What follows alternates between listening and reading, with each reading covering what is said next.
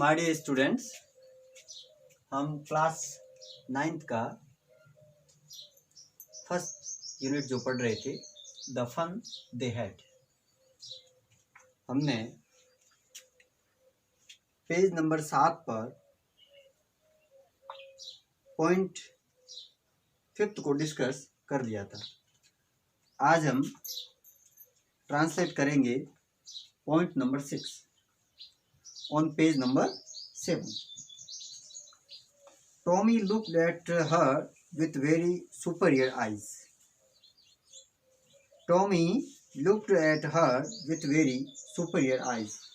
Tommy ने श्रेष्ठता के भाव से अर्थात बड़प्पन से उसकी ओर देखा, अर्थात मार्जी की ओर देखा। Because it is not our kind of school, stupid. क्योंकि ये हमारी तरह का स्कूल नहीं है, मूर्ख। This is the old kind of school that they had hundreds and hundreds of years ago.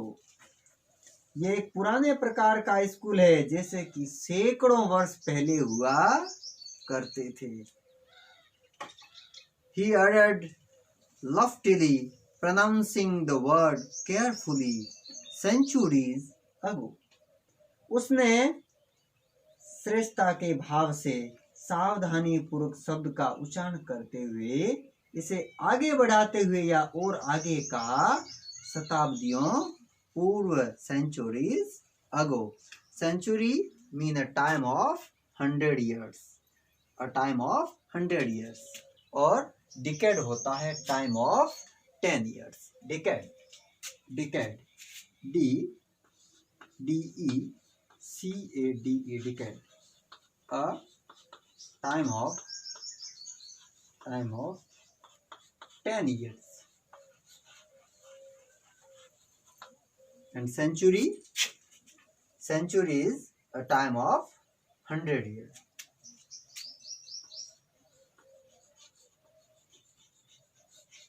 Century, CENTURY, a time of 100 years. 100 years.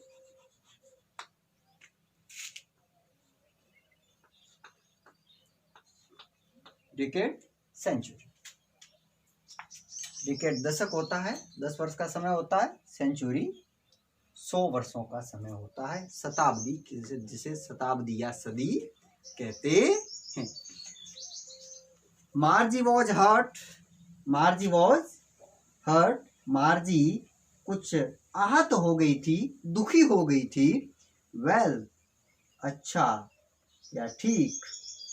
I don't know what kind of school they had all that time ago. मुझे पता नहीं है कि इतने समय पूर्व किस प्रकार के स्कूल होते थे। She read the book over his shoulder for a while. उसने उसके कंधे के ऊपर से कुछ समय तक किताब को पढ़ा। Then said, उसके बाद कहा, anyway they had a teacher. कुछ भी हो, उनके पास एक अध्यापक होता था। They had a teacher. They had a teacher, मतलब उन्हें पढ़ाने को अध्यापक होता था। Sure, they had a teacher. निश्चित ही उनके पास एक अध्यापक होता था। But it was not a regular teacher. It was a man. किंतु वह कोई सामान्य प्रकार का अध्यापक नहीं होता था, वह एक आदमी होता था। It was a man. A man. How could a man be a teacher? एक आदमी अध्यापक कैसे हो सकता था? Well, he just told the boys and girls things and gave them homework and asked them questions. बिल्कुल, वे लड़के और लड़कियों को बस ज्ञान की बातें बताता, उन्हें गृह कार्य देता तथा उनसे प्रश्न पूछता था। इस प्रकार हमारा पॉइंट नंबर 6 क्लियर हुआ है। पॉइंट नंबर 6 में जो हम जनरल ग्रामर जो डिस्कस कर रहे हैं उसमें सिंपल पास्ट टेंस और पास्ट परफेक्ट टेंस हम सीख रहे हैं। इस लेसन में इन दो टेंसेस का मोटे तौर पे उपयोग हुआ है। एक यहाँ सेंटेंस जो पॉइंट नंबर 6 में जो आ रहा है, जो हमने पढ़ा, उसमें यह था कि सिंपल पास्ट टेंस का दिया हुआ बहुत ही अच्छा एग्जाम्पल है। मैं उसे आपको बताता हूँ, उसे आपको अच्छे से समझना है। यहाँ पॉइंट नंबर 6 में सी के बाद में जो रीड वर्ब सेकंड फॉर्म में यूज हुई है। Second form she read the book over his shoulder for a while. Read की तीनों फॉर्म अर्थात फर्स्ट फॉर्म, सेकंड फॉर्म और थर्ड फॉर्म तीनों दिखने में एक जैसी होती है। रीड फर्स्ट फॉर्म है, second form and third form. But root form में इसे रीड पढ़ा जाता है और जब इसकी सेकंड और थर्ड फॉर्म जब होती है तो इसे रेड पढ़ा जाता है। तो यहाँ सिंपल पास्ट टेंस का ये अफर्मेटिव सेंटेंस है। सिंपल पास्ट टेंस का अफर्मेटिव सेंटेंस है। और सिंपल पास्ट टेंस के अफर्मेटिव सेंटेंस में हम अच्छी तरीके से जानते हैं कि इस टेंस में सब्जेक्ट के साथ सीधी वर्ब की सेकंड फॉर्म यूज होती है। तो ये अफर्मेटिव सेंटेंस है। She read the book over his shoulder for while. उसने थोड़ी देर के लिए उसके कंधे के ऊपर से किताब पढ़ी। Book over his shoulder for a while then said anyway they had a teacher. तो यहाँ हम सिंपल पास्ट टेंस को हमने इस सेंटेंस में पढ़ा कि सिंपल पास्ट टेंस के अफर्मेटिव सेंटेंसेस में सीधे सब्जेक्ट के बाद वर्ब की सेकंड फॉर्म यूज होती है। अब हम पढ़ेंगे नेक्स्ट है वो पॉइंट नंबर 7। पॉइंट नंबर 7 में पढ़ेंगे अ मैन से a man isn't smart enough. एक आदमी तो इतना चतुर नहीं होता है। Sure he is my father knows as much as my teacher.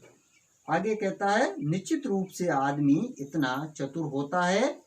मेरे पिताजी को उतना ही ज्ञान है जितना मेरे अध्यापक को है। और उसका अध्यापक यांत्रिक है, एक प्रकार का जो रोबोटिक टीचर या कंप्यूटर के माध्यम से पढ़ाई होती है, तो एक यांत्रिक अध्यापक है। लेकिन वो डिस्कस कर रहे हैं कि मेरे पिताजी को भी उतना ही ज्ञान है जितने मेरे अध्यापक को है।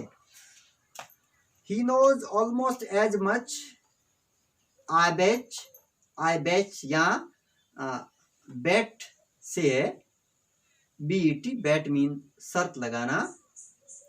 He knows almost as much I bet, मैं निश्चय ही जानता हूं कि वे लगभग उतना अधिक जानते हैं जितना एक यांत्रिक शिक्षक जानता है।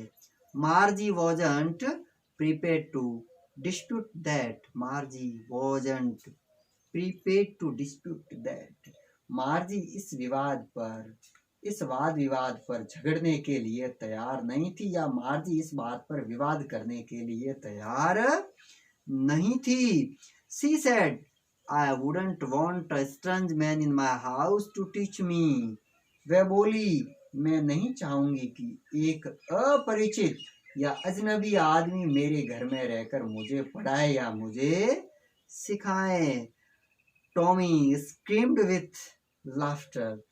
टॉमी हंसते हुए चिल्लाया। You don't know much मार्जी। मार्जी तुम ज्यादा नहीं जानती हो। You don't know much मार्जी। The teachers didn't live in the house. The teachers didn't live in the house. अध्यापक घर में नहीं रहा करते थे या अध्यापक घर में नहीं रहते थे। ये सिंपल पास्ट का नेगेटिव सेंटेंस है और सिंपल पास्ट के नेगेटिव सेंटेंस में हेल्पिंग वर्ब डिड का प्रयोग हो रहा है और हेल्पिंग वर्ब डिड का प्रयोग होने की कंडीशन में वर्ब की फर्स्ट फॉर्म लगती है। वर्ब की फर्स्ट फॉर्म डिड नॉट के बाद में लिव वर्ब है, वो फर्स्ट फॉर्म के रूप में यूज हो रही है। They had a special building and all the kids went there.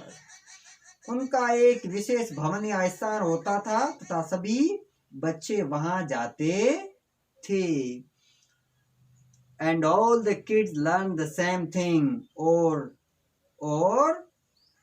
and all the kids learned the same thing और सभी बच्चे एक ही बात सीखते थे। Sure, if they were the same age. निश्चित रूप से अगर ये बच्चे एक ही आयु वर्ग के होते तो ये एक ही बात को सीखते थे।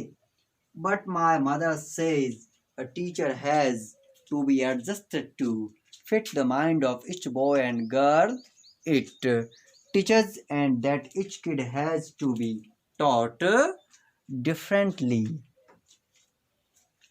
अब हम पॉइंट नंबर 8 को डिस्कस कर रहे हैं। But my mother says a teacher has to be adjusted to fit the mind of each boy and girl it teachers and that each kid has to be taught differently. किंतु मेरी माँ तो कहती है कि अध्यापक को प्रत्येक उस लड़के व लड़की जिसे वह पढ़ाता है उसके दिमाग के अनुसार फिट होने के लिए अपने आप को ढालना पड़ता है तथा प्रत्येक बच्चे को वो अलग तरह से पढ़ाना पड़ता है। Just the same they didn't do it that way then. फिर भी वे तब ऐसा नहीं करते थे। Just the same they didn't do it that way then. If you don't like it, you don't have to read the book. यदि तुम्हें पसंद नहीं हो तो तुम्हें इस किताब को पढ़ना जरूरी नहीं है। I didn't say I didn't like it, Margie said quickly. मैंने ये नहीं कहा कि मुझे ये पसंद नहीं है, मार्जी ने शीघ्रता से कहा। She wanted to read about those funny schools. वह उन निराले या मनोरंजक स्कूलों के बारे में पढ़ना चाहती थी। मार्जी looked up, not yet, मम्मा।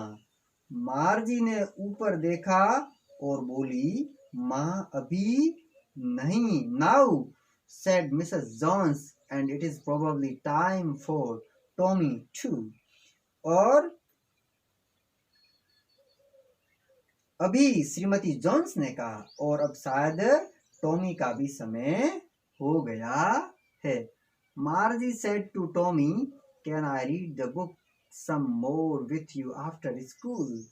मार्जी ने टॉमी से कहा क्या मैं स्कूल के बाद तुम्हारे साथ इस किताब को और पढ़ सकूंगी। आज हमने पॉइंट नंबर 8 को डिस्कस किया है। इस बुक के नेक्स्ट पॉइंट नंबर 9 और पॉइंट नंबर 10 को हम अगले वीडियो में डिस्कस करेंगे।